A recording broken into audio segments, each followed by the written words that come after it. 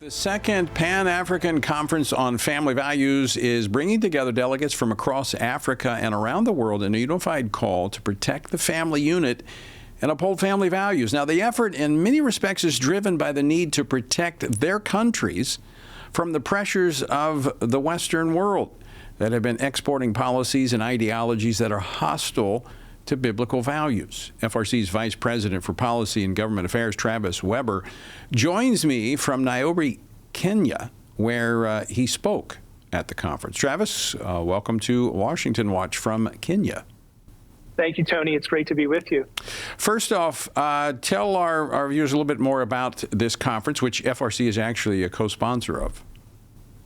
Yes, we are. So the conference, as you said, is bringing together those who wish to defend the family from around Africa and with assistance from around the world. But really, this is African-led. So these are Christians and others from countries around the continent of Africa, heavily represented by sub-Saharan Africa. We're here in Nairobi, Kenya, with representation from a number of countries to the south of us, and even some from North Africa. But these are African leaders, political leaders, church leaders, activists, and many of them are Christians who see the assault on their biblical faith, on their biblical values in society, the assault on the family as God designed it. So they're seeing that, and they're seeing the West get behind this assault. And that's what's really disturbing to them.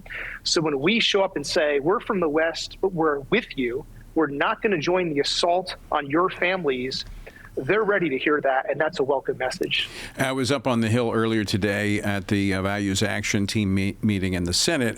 Actually was talking with Valerie Huber, who I know you've been communicating with since you've been there in Africa. But for the benefit of our viewers and listeners, as Valerie's one who is engaged in these value issues, life issue in particular, around the globe, explain why it's important that we are engaged, because many of these policies that are pushed out from our State Department by left-leaning individuals comes back through the United Nations and pressures put on the United States to change its policy. So this is somewhat helping out these countries, but it's also a defensive posture for policy here in the United States. Yeah, Tony, this is circular in two ways. One, as you mentioned, and the second is the world.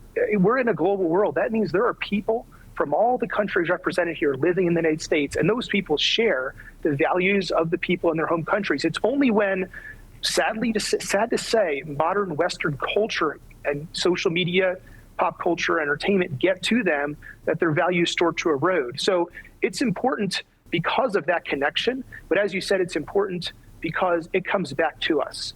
Every time the United Nations and the global apparatus is given another way to strengthen its global power, that power is used against African countries, Latin American countries, and others, but it's used against us to pressure us.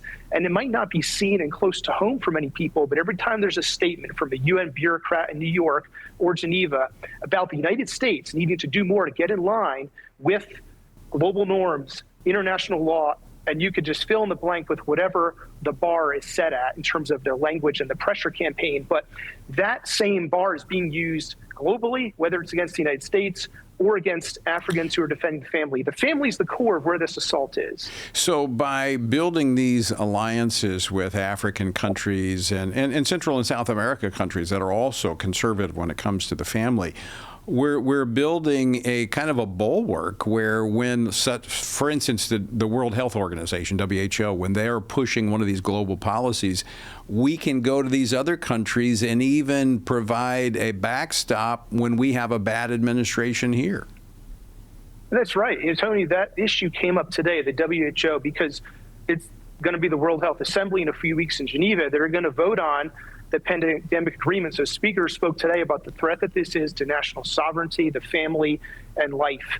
And that education campaign, that campaign of linking arms in solidarity with those defending the family around the world, is one that will help all of us. It'll help everyone rise higher above the out of the water, out of the mire that is assaulting the family in large part from the West, but the assault is going global. And so when the global institutions are weakened, it helps everyone who wishes to stand against them in the name of the family, wherever they are.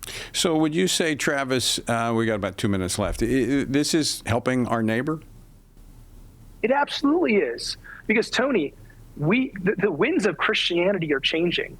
Where Christians are in the world, the movement is in Africa. It has been in Latin America. We need to pray for revival in the West. But let's just say the numbers continue going as they are.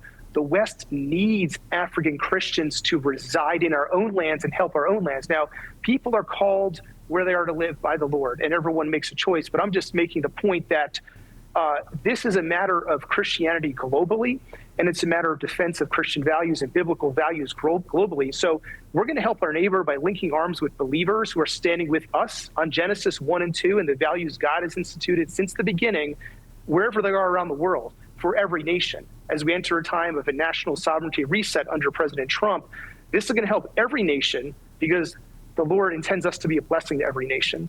Travis, just have about 45 seconds left. You spoke today. What did you share with the audience? Yeah, Tony, I shared a message that we stand with the Africans who share our values at Family Research Council, and the themes here are faith, family, freedom, life, family, religious freedom. I also shared, I apologize and repented on behalf of our country for what we've done to these countries. It's shameful and it's wrong, and we need to apologize for it. And so that was well received, and I think it's just an experience of linking arms with other believers as we strengthen each other during these hostile days in which we're living. So it was a blessing to be with them. It's a blessing for us to serve them and encourage them with what God has given us, and I look forward to more of it in the future. All right, Travis Weber, thanks so much for taking time to join us, and I look forward to you being back here in D.C. Thank you.